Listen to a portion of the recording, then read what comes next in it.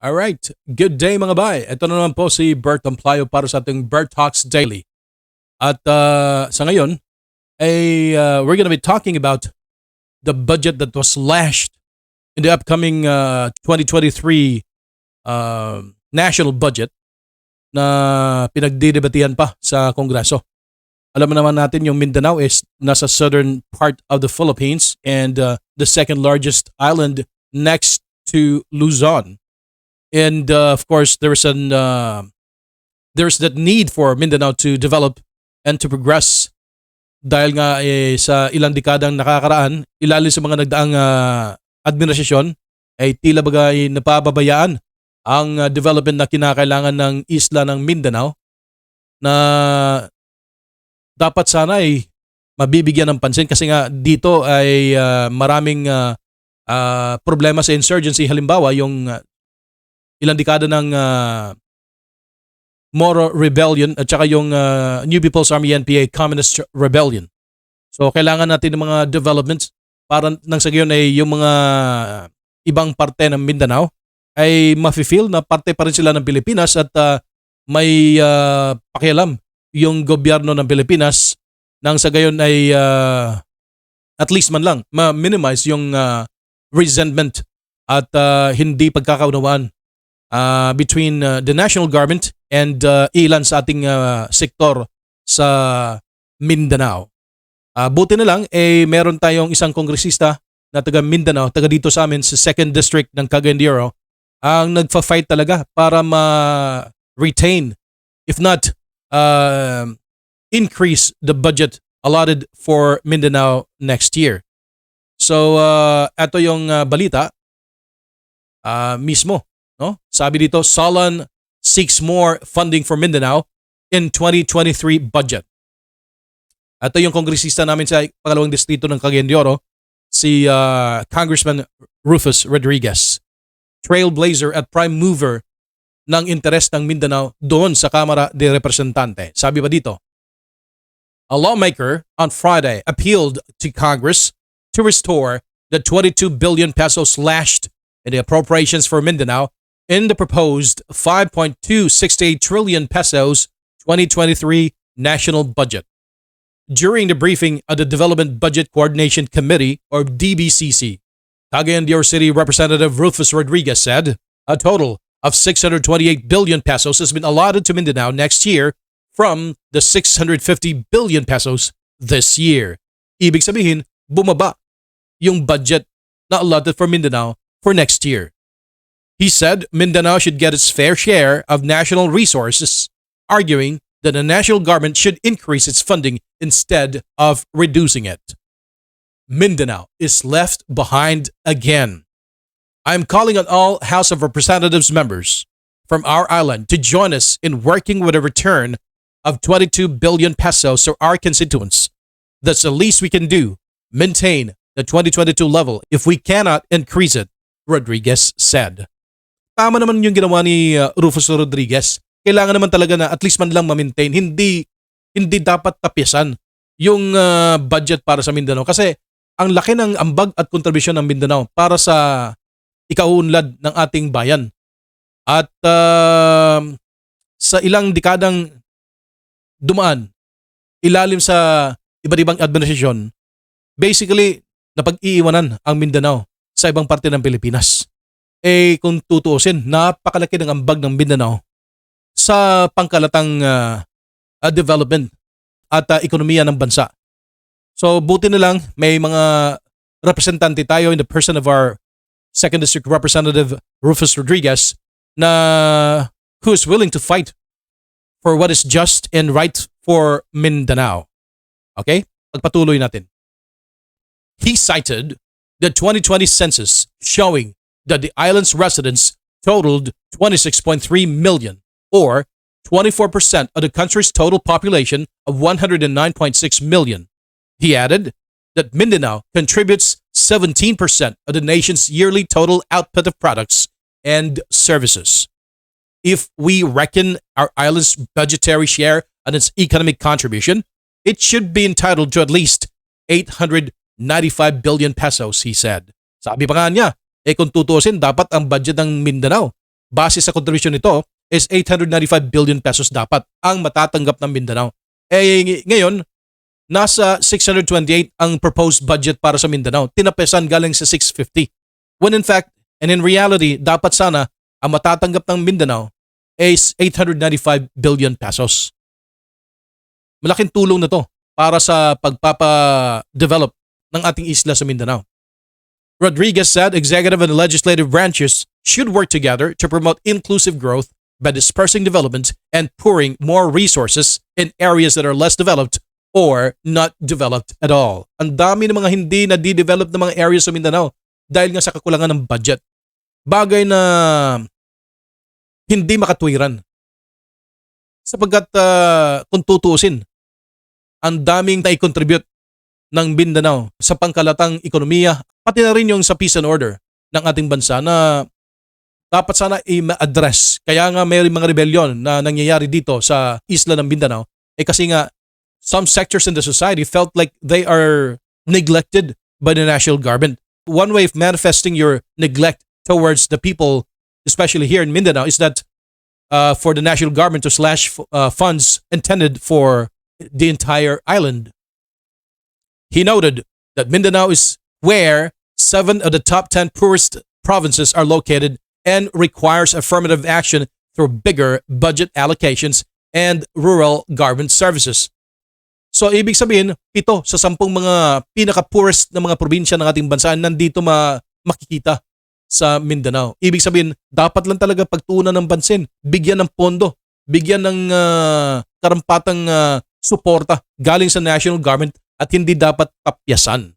If the government builds roads and other infrastructure in remote communities, people will go there and there will be more economic activities in these areas, he said. Ang ibig sabihin nito na kapag bibigyan talaga ng karapatang pondo ang Mindanao para ma-develop yung countryside, marami ng oportunidad na maibibigay natin sa ating mga kababayan. Lalo na sa mga areas na depressed at kulang sa mga developments o yung parang kailangan talaga yung presensya ng ating gobyerno. Nang sa gayon ma-minimize if not totally ma-eliminate yung problema sa atin sa rebellion. Sana nga lang itong kongresista natin sa Cagayan de Oro 2nd District ay susuportahan ng kapwa mga mambabatas na galing sa isla ng Mindanao. So kinakailangan natin ang unified stand to really assert our rights to more appropriate and justifiable and fair budget. The very same congressman also urged his colleagues in the Senate. Sabi dito, Rodriguez asks Team Mindanao in Senate for help amid region's huge budget cut. Ibig sabihin na ini-encourage ni Representative Rufus Rodriguez yung mga kababayan natin na nasa Kongreso na nagsilbi. Halimbawa, kagaya na lang nila Bongo, taga Mindanao yan. Si Bato de la Rosa, Ronald Bato de la Rosa, Mindanao rin yan. Si sino pa?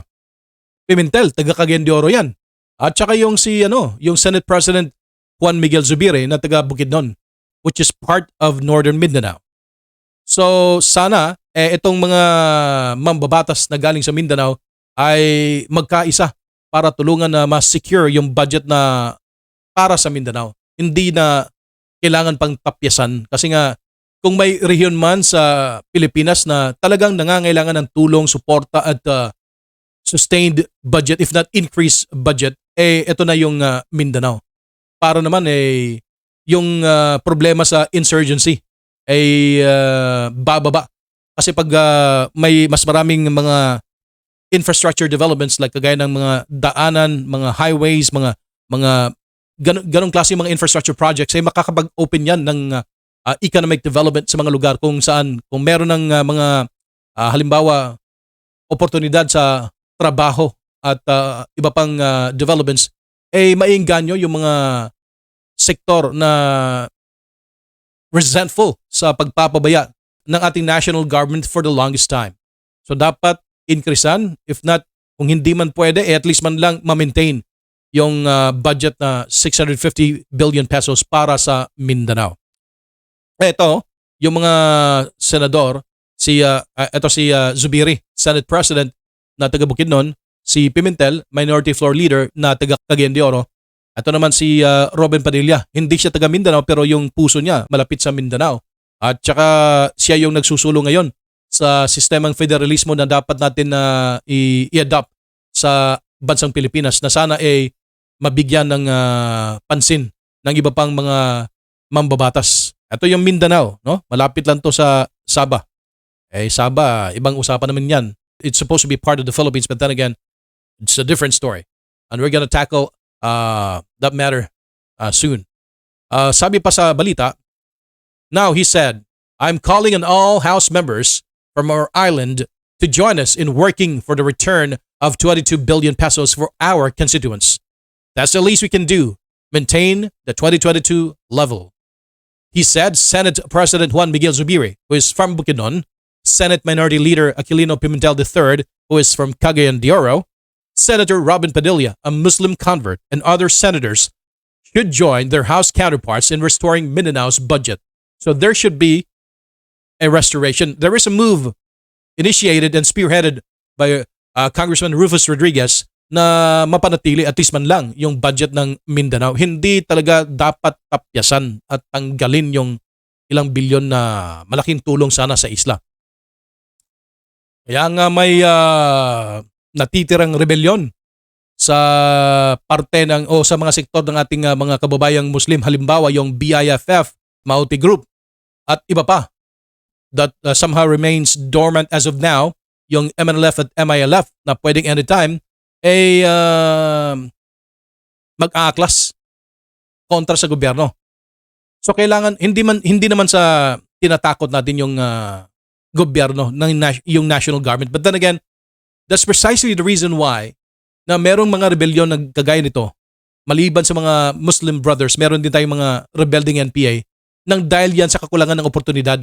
So how can you bring in opportunity, job opportunities and development to the countryside if you keep on slashing the budget that is necessary to maintain to a certain level na matatawag natin na at least man lang meron na mga developments na kinakailangan sa Mindanao na dapat mabigyan ng pansin.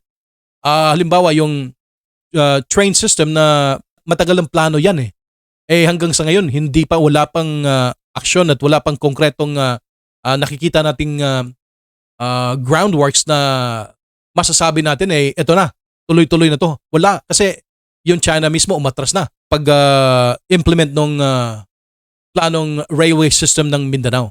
Doon pa nga lang yun sa sa Davao, Digos at Tagum Dito pa sa Northern Mindanao wala pa Na sana dapat i-connecta yung Butuan to Cagayan de Oro to Iligan City to Zamboanga. Wala pa tayo niyan The highest concentration of communist insurgency and moral rebellion definitely is in Mindanao. So kung seryoso talaga yung gobyerno na ma-address ang problema ng kawalan o kakulangan ng oportunidad dito sa Mindanao, hindi dapat tapyasan yung budget. Tamang-tama yung move ni Congressman Rufus Rodriguez na sana suportahan din ng kapwa mambabatas niya sa mababang kapulungan at sa Senado na ma-maintain man lang at least yung 650 billion peso na budget sa Mindanao para next year. So kung may komento kayo patungkol dito, huwag kayong magdalawang isip na o magpalabas ng pananaw patungkol dito sa proposed budget slash sa Mindanao or pati na rin sa sa tingin nyo yung move ng isang mambabatas natin galing sa Mindanao, in particular sa Cagayan de Oro 2nd District na si Rufus Rodriguez na dapat at least man lang kung hindi ma-increasean, di na dapat tapyasan pa yung budget na para sa Mindanao. Sa muli, ito po si Bert para sa ating Bert Talks Daily. God bless.